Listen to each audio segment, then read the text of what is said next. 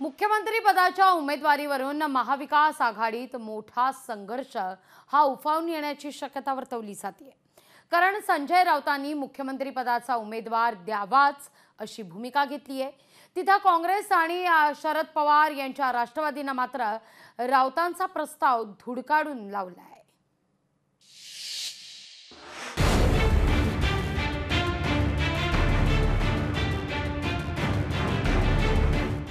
मुख्यमंत्री पदाच्या उमेदवारावरून मवियात खवासात, चेहऱ्याशिवाय निवडणूक अवघड होण्याची राऊतांना भीती, ठाकरेच मवियाचा चेहरा देण्याची अप्रत्यक्ष मागणी।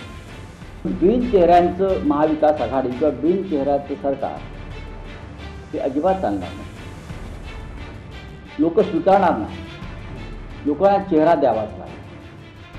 विधानसभा निवडणुकीत महाविकास आघाडीचा मुख्यमंत्री पदाचा उमेदवार हवाच अशी भूमिका शिवसेना उद्धव बाळासाहेब ठाकरे पक्षाचे नेते संजय राऊतांनी घेतली।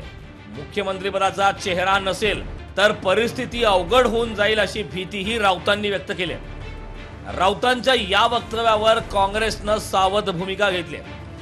विधानसभेसाठी मवियाची बैठकच झाली नाही तर मुख्यमंत्री पदाच्या उमेदवाराचा प्रश्नच येत नसल्याचं काँग्रेसनं म्हटलंय। संजय राऊतांच्या वक्तव्याला फारसं महत्त्व देत नसल्याचं काँग्रेसनं म्हटलंय।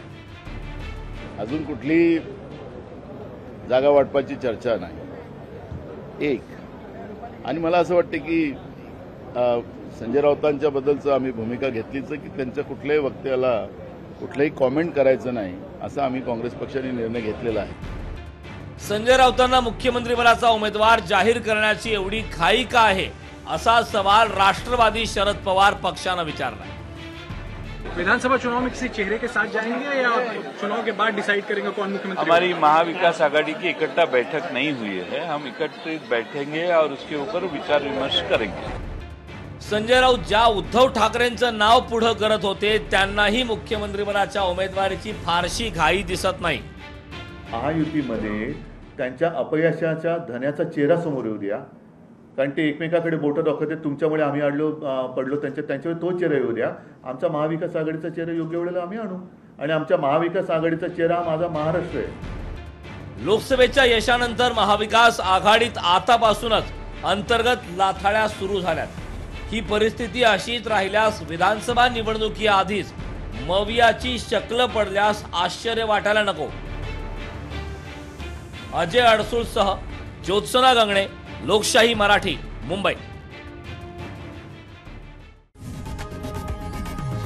लोकशाही मराठी ऐका, पहा, जागरूक रहा।